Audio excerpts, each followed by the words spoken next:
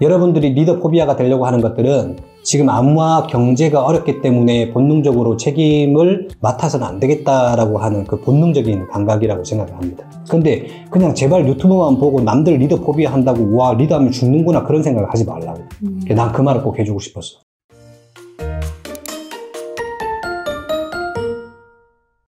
대표님 안녕하세요. 반갑습니다. 날씨가 엄청 더워졌네요. 그러게요.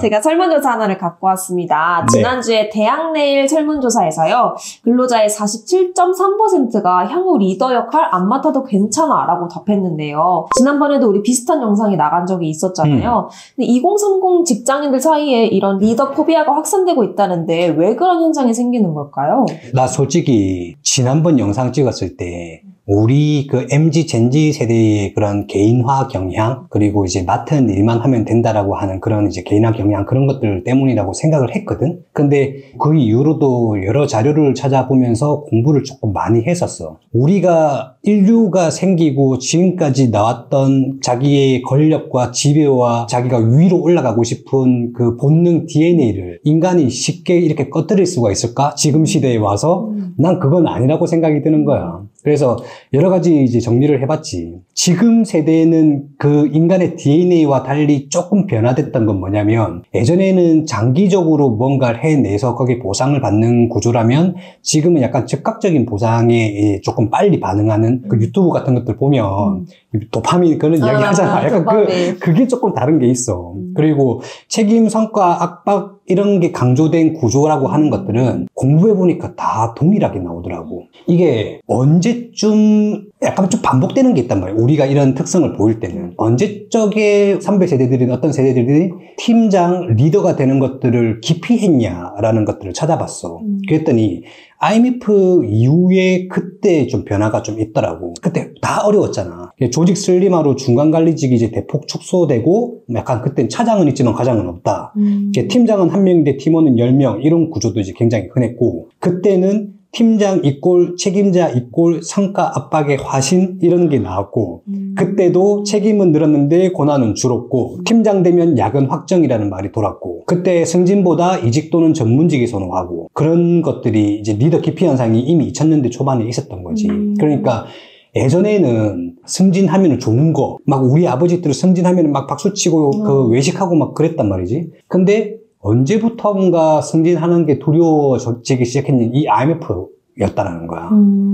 그러니까 IMF가 전반적인 공통된 현상인 거고 지금도 성장하는 회사에서는 승진하는 것들을 그렇게 기피하지 않을 가능성이 높아. 지금 47.3%가 리더가 되는 것들을 기피한다. 리더 포비아 현상이라고 하는 건 전반적으로 우리나라 경제가 지금 안 좋아지고 IMF 때 이전까지는 우리나라가 중화공업을 가지고 성장을 할 때였기 때문에 기업이 다 성장하는 거고 승진을 한다는 건 급여가 올라가고 회사도 잘 되니까 책임도 어느 정도 분산이 되는 거고 그러니까 딴 데서 성과 내는데 내가 좀 성과 못 내도 괜찮아 하는 분위기였단 말이지. 근데 IMF 이후부터는 모든 게 깨지기 시작했던 것 같아. 그때의 분위기랑 지금의 분위기랑 다름이 없기 때문에 이 DNA를 뛰어넘어서는 리더 포비아 현상이 일어나지 않을까 생각이 드는 거지. 그래서 다행히 47.3%라고 했으니까 나머지 52.7% 정도는 아직까지 기업이 버틸만하고 성장을 하고 있을 수도 있다는 뜻이 될 수도 있고 왜냐면 내가 볼 때 여기서 내가 승진을 하면은 내가 하고 싶은 것들 더 많이 열릴 수 있겠네라고 하는 조건이 회사가 성장하는 조건이어야 될 가능성이 높아. 근데 회사가 약간 침몰하는 난포서 물이 줄줄 새고 있는데 야 네가 갑판장해, 네가 선장해 하면 누가 하고 싶겠냐고. 그쵸. 그런 측면에서 볼 때 지금 리더 포비아 현상이 이게 단순히 개인적인 그런 가치관의 변화라든지 아니면은 뭐 삶의 패턴의 변화라든지 이건 문제는 아닌 것 같아. 우리가 몇천 년 동안 쌓은 DNA를 어떻게 버려 그거. 나는 그거 지난번에 영상에서는 개인화 경향이라든지 그런 걸 생각했는데 지금 침몰하는 난파선에서의 그 책임을 맡기 싫어하는 본능적 방어 기제라고 생각이 들어. 예전에는 대표님 말처럼 승진이 곧 성공의 상징이었잖아요. 근데 요즘은 오히려 리더 안 하는 게 현명한 선택처럼 보이기도 해요. 대표님은 어떻게 생각하세요? 지금 현재 내가 몸을 사려야 되겠다. 어떠한 특별한 자리를 이제 내가 책임져야 되겠다. 그런 것들이 위험하긴 해. 위험한데 자기가 잘 계산을 해봐야 돼. 그 사람이 리더 포비아 한다고 해서 내가 꼭 그럴 것까지는 없다고 생각해. 왜냐면은 지금 당장 일이 조금 많아질 수 있고 급여도 많이 안 오르는 것 같지만은 내가 대리에서 과장이 되는데 과장부터 뭐 팀장이라 치자. 그러면 팀장 안 하고 그냥 계속 이제 대리로 있겠다고 하는 거야. 그러면은 여기에 안 올라가면 그 다음에 차장 부장은 못 대리에서 차장 부장 올라갈 수 있나? 만약 뭐 특별한 경우에는 할 수 있겠지. 근데 계단을 하나 안 밟고 허들을 밟고 넘어가면서 해야 되는데 그 기회를 자기가 상실하는 거잖아. 그러면은 나중에 그 기회를 자기보다 실력이 조금 짜치지만은 그걸 잡은 사람이 팀장이 되고 그 사람이 먼저 차장이 올라갈 때 자기는 이제 그때서야 과장이 된다고 한다면은 그건 어떻게 할 건데? 그러면 그때부터 이제 열받기 시작하는지 능력 없는 새끼가 나한테 막 뭔가 지시를 하고 하는 게 이제 계속 기분 나쁠 거 아니야. 그래서 그런 것들은 자기가 잘 계산해야 되는 거고, 그러니까 리더가 되기 위해서 한 단계를 밟는 계단으로 생각을 해야 되는데 지금 그게 너무 부담스럽고 도망가고 싶고 경제도 안 좋고 책임져야 될 것 같으니까 안 한다? 개인이 잘 판단해야 되는 몫인 거야. 그러니까 우리 회사 분위기라고 하면은 어떤 게 더 나한테 기회가 될까? 아니면 진짜 내가 여기서 그 직책을 맡았을 때 퇴사 프로세스가 되는 건가? 그런 판단은 주어질 거라고. 회사 매출 봐도 아는 거고 회사 분위기 봐도 아는 거잖아. 근데 그냥 제발 유튜브만 보고 남들 리더 포비아 한다고 와 리더하면 죽는구나 그런 생각을 하지 말라고. 난 그 말을 꼭 해주고 싶었어. 이런 리더 포비아 현상은 우리나라만의 문제일까요? 아니야. 이걸 내가 좀 찾아보니까 이 불확실성의 회피 성향이 높은 나라들이 대부분 그랬던 것 같고 한국, 일본, 브라질 이런 국가들이 있는데 그 국가들의 공통적인 특성이 있어. 완전 경제 침체. 경제가 거의 무너지는 나라들이야. 단순히 그 DNA 지금까지 그 인류 문화에 통틀어서 다 위로 올라가고 싶어 그 욕구를 어떻게 그렇게 감히 떨어뜨리겠어. 그러니까 지금 당장 그 자리를 회피해야만 자기가 살 수 있다는 걸 본능적으로 느낀 거라니까.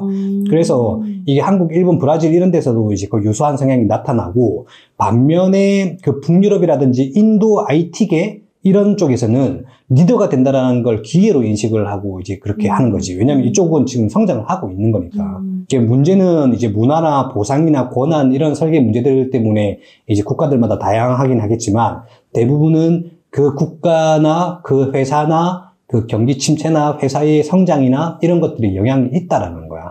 그래서 단순히 리더 포비아가 지금 세대만의 문제라고 이야기하기는 어렵고 47.3%라고 하는 것들은 굉장히 높은 수치긴 하지만은 이것들은 우리가 뭐 비교병 아니면은 뭐 단순히 그러니까 밈 이런 현상으로 보기는 어렵다라고 나는 생각이 드는 거야. 그렇게 리더가 부담이 되면 부담을 쪼개서 리더를 둘로 하면 안 되나요? 리더라고 하는 것들을 뭐 밑에 이제 약간 좀 탑다운 방식으로 내려오는 그런 형태의 리더가 아니라 팀장이 둘이 되고 셋이 되는 구조인 거지. 그러니까 이게 공유 리더십 역할 분산형 구조라고 하는 건데 예전에 마케팅 팀장 아니면 무슨 영업 팀장 이렇게 해가지고 어떤 큰 틀에서 진행을 했지만 마케팅에서 이제 그 쪼갤 수 있는 영역을 또 쪼개가지고 이제 그 역할을 더 주는 거지. 그러면은 책임에 대한 분산이 조금 더 이제 그 커지는 거잖아. 그런 쪽으로 조금 관리하는 측면이 있고, 리더 이꼴 코치, 리더 이꼴 조율자, 책임자가 아니라 이제 코치자, 조율자 형태로 조금 바뀌는 구조인 거지. 그러면은 대표 입장에서 볼 때는 팀장 한 명한테만 이제 막 쪼고, 야, 어떻게 된 거야? 막 하면 되는 건데, 이게 팀장이 여러 명한테 다 불러가지고 이제 그 조금 확인해야 되는 이슈가 있기 때문에,